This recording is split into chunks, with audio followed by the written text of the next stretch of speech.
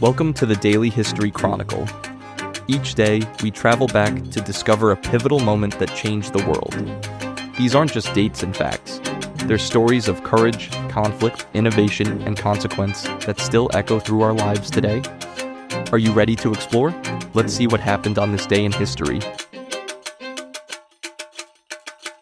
I'm Richard Backus, publisher of University Teaching Edition, and every day I get to share a piece of history that I think you'll find as fascinating as I do. Today, we're heading to the Atlantic Ocean, east of the Azores, on December 4th, 1872, the day the crew of the Dei Gratia spotted a ship sailing erratically on the horizon. When they boarded her, they found something that would become one of maritime history's most enduring mysteries. The Mary Celeste, perfectly seaworthy, cargo intact, food on the table, and not a single soul on board. And here's what fascinates me about this moment. The evidence tells us a fairly straightforward story, but we keep choosing the mystery over the explanation. Understanding why reveals something important about how we think about evidence, how we construct narratives, and why we sometimes prefer spectacular mysteries to mundane truths. Picture this. It's December 4th, 1872, and Captain David Morehouse of the Dei Gratia is sailing from New York to Gibraltar when his crew spots a vessel about 6 miles away, say. She's sailing oddly, with some sails set and others missing. As they get closer, Morehouse recognizes the ship. It's the Mary Celeste, which had left New York 8 days before his own ship. He knows her captain, Benjamin Briggs. They're friends. But something's wrong. The Mary Celeste isn't responding to signals. She's just wandering, guided only by the wind. Morehouse sends a boarding party across, and what they find launches one of history's most famous mysteries. The ship is abandoned, completely. Captain Briggs, his wife Sarah, their 2-year-old daughter Sophia, and the 7 crew members, all gone. But here's what makes it strange. Almost everything else is still there. The cargo, 1,701 barrels of denatured alcohol, is intact, with only 9 barrels damaged or missing. There's food on the table. The crew's possessions are in their quarters. The ship's papers are missing, along with the chronometer and sextant, but the logbook is still there, with the last entry dated November 25th, 9 days earlier. One of the ship's 2 lifeboats is missing. The ship has taken on some water, but not enough to be in danger of sinking. There's no sign of violence, no blood, no struggle. It's as if everyone just left. Now, here's the thing that I always wonder about. What was going through Captain Briggs's mind in those final moments before he ordered everyone into that lifeboat? Because here's what the investigator in me knows. Captains don't abandon ships lightly. A ship was everything. Your livelihood, your responsibility, your command. To leave your ship at sea, especially with your wife and young daughter aboard, you'd need a powerful reason. Let me build the clock for you, because understanding what happened, or what most likely happened, requires looking at the evidence carefully and resisting the temptation to jump to dramatic conclusions. Think about it this way. The Mary Celeste was carrying 1,701 barrels of denatured alcohol. This is essentially industrial alcohol, highly flammable and volatile. The barrels were made of red oak, which is porous. As the ship sailed through different temperatures, cold Atlantic waters, then warmer as they moved south, the alcohol would expand and contract. Some barrels might leak or build up pressure. Here's what the evidence tells us. 9 barrels were found empty or damaged when the ship was discovered. Now imagine you're Captain Briggs. You've got your wife and small child with you. You smell alcohol fumes. You see barrels leaking. You know this cargo is explosive. Maybe you see or hear something that makes you think the cargo is about to explode. A strange sound, pressure building, vapor venting. What do? You get everyone off the ship immediately. You launch the lifeboat. You probably attach it to the ship with a line, planning to wait at a safe distance until you're sure there's no danger. Then you'll return to the ship. But here's where things go wrong. A storm comes up, and we know there were storms in that area around that time. The line breaks. Or maybe it wasn't secured properly in the rush to evacuate. The Mary Celeste, still under partial sail, drifts away. You're in a small lifeboat in the Atlantic Ocean, and your ship, your survival, is disappearing over the horizon. You and your crew, your wife, your little daughter, you're trying to row after it, but you can't catch up. Eventually, you're lost at sea. Think about the position Briggs was in. He made what seemed like the right decision in the moment. Protect the lives of everyone on board by evacuating temporarily. But that decision, based on incomplete information and fear of an explosion that probably wasn't going to happen, cost them everything. I find myself thinking about that moment. The moment he realized they'd lost the ship. The moment he understood his decision, made to protect his family, had actually sealed their fate. Now here's where the story gets more interesting. And this is where my investigator's training becomes crucial.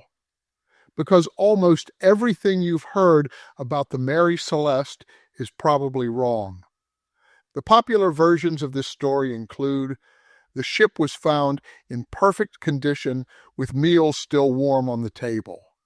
There were signs of violence.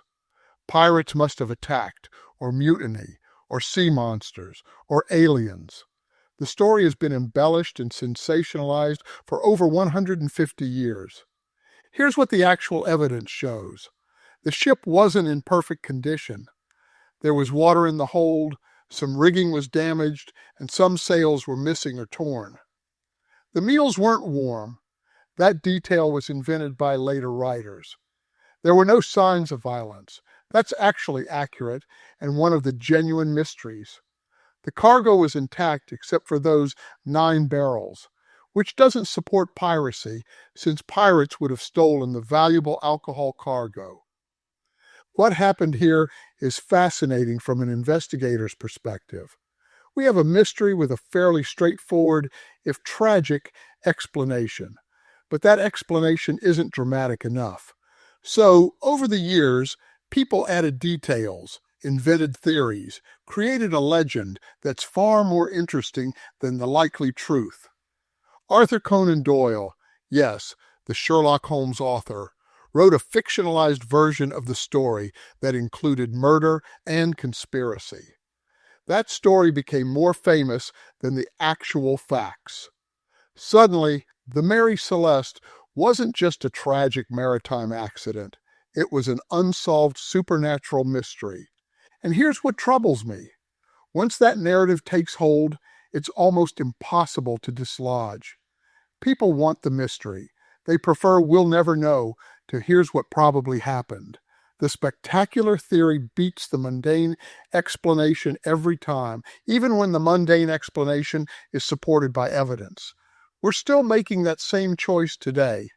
And I think this is where the story gets especially relevant for us right now. Look at how we consume information, how we evaluate evidence, how we construct narratives about events we don't fully understand. When something happens that we can't immediately explain, we have a choice. Follow the evidence to the most likely conclusion, or embrace the mystery and speculate wildly. Here's what fascinates me. In the age of the internet, we have more information than ever before, but we also have more unfounded theories than ever before. Every unexplained event spawns dozens of conspiracy theories, most of them far more elaborate and dramatic than the actual explanation. Think about it. A plane disappears. It must be a conspiracy. A politician gets sick. It must be a cover-up. Something happens that we don't immediately understand. It must be evidence of something extraordinary. We're all doing what people did with the Mary Celeste, preferring the dramatic mystery to the mundane reality. The pattern repeats. We see it in how people approach everything from historical events to current news. The most sensational explanation, regardless of evidence, often becomes the accepted narrative. And anyone who points to the actual evidence and suggests a simpler explanation gets dismissed as naive or part of a cover-up. I find myself thinking about this a lot lately, because as someone who spent years as a criminal investigator, I learned something crucial. The truth is usually more straightforward than the theories. Most crimes aren't elaborate conspiracies. They're failures of judgment, moments of panic, tragic accidents. Most mysteries have explanations.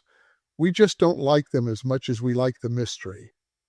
Here's what the investigator in me notices. When you look at the Mary Celeste case carefully, almost everything points to one conclusion.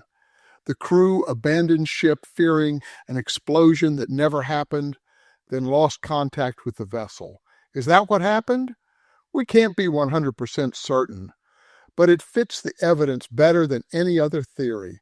Yet people still prefer the supernatural explanations, the pirate theories, the elaborate conspiracies. Why? Because humans love a mystery. We love the idea that there are things we can't explain, that the world is stranger and more mysterious than mundane reality. And here's where it gets uncomfortable. This isn't just about old maritime mysteries. This is about how we think. In our own time, we face complex events that require careful analysis of evidence. Climate science, medical research, economic policy, criminal justice. In all these areas, we have evidence, we have expert analysis, we have likely explanations. But those explanations are often complicated, unsexy, and don't fit the dramatic narratives we want. So we do what people did with the Mary Celeste. We ignore the straightforward explanation and embrace the conspiracy theory, the dramatic narrative, the reason that feels more interesting even if it's less supported by evidence. Think about the position we're in. We have more access to information than any generation in history. We have experts in every field. We have evidence. But we also have infinite platforms for speculation, conspiracy theories, and alternative narratives. And when people are invested in the mystery, when they've built their identity around believing the dramatic explanation, presenting them with mundane evidence doesn't change their mind, it makes them defensive. So as we think about that December day in 1872, when the Dei Gratia crew boarded an abandoned ship and launched one of history's great mysteries, I think the question for us isn't really about what happened to the Mary Celeste. The question is about how we approach evidence and truth in our own time. I learned as an investigator that you follow evidence where it leads, even when it leads somewhere boring, even when the truth is less interesting than the theories, even when solving the mystery means admitting there wasn't really a mystery at all, just human error, bad luck, and tragedy. Captain Briggs probably made a reasonable decision based on incomplete information. He protected his people from a danger he believed was real. The fact that the danger was likely imagined doesn't make his decision wrong. It makes it tragic. That's a very human story. It's also a very ordinary story, the kind that plays out in different ways every day. But we prefer the mystery. We want the Mary Celeste to be inexplicable, supernatural, extraordinary. We want the dramatic story, not the sad one. Here's what troubles me about this. When we privilege mystery over evidence, when we prefer spectacular theories to careful analysis, we're not just telling ourselves stories about old ships. We're developing habits of mind that affect how we think about everything. I always come back to this principle: never judge without evidence. Look at what actually happened, not what people claim happened later. Be willing to say the evidence suggests this, even when this isn't very exciting. The Mary Celeste was probably abandoned because the crew feared an explosion. They probably died at sea when they couldn't get back to the ship. That's tragic. That's human. That's what the evidence suggests happened. But you know what? We'll never know for certain. And maybe that's the real lesson. Sometimes we don't get certainty. Sometimes we get probably and most likely, and the evidence suggests. And we have to be mature enough to live with that. The great philosopher George Santayana once wrote, "Those who cannot remember the past are condemned to repeat it." And here's why that matters today. The Mary Celeste teaches us about the danger of choosing mystery over evidence, sensation over analysis, dramatic narratives over careful investigation. In our time, when misinformation spreads faster than facts, when conspiracy theories flourish, when people build entire worldviews on speculation rather than evidence, we need to remember what happened with the Mary Celeste. We turned a maritime tragedy into a supernatural mystery because the mystery was more compelling than the truth. If we keep making that choice, if we keep privileging what we want to believe over what the evidence shows, we'll never understand the world we actually live in. We'll only understand the world we've imagined. I'm Richard Backus, and this is the Daily History Chronicle. Tomorrow, we'll explore another moment that shaped our world. Until then, think about how you evaluate evidence and what makes you choose one explanation over another. Because that choice matters more than we often realize. That's what the Mary Celeste teaches us. Not about ships or the sea, but about how we think, how we judge, and whether we're willing to follow evidence even when it leads somewhere ordinary. Thank you for your time. If you enjoyed this episode, then please subscribe. If you really enjoyed it, then please tell a friend. I hope you will join me again tomorrow for more of our shared history on the Daily History Chronicle.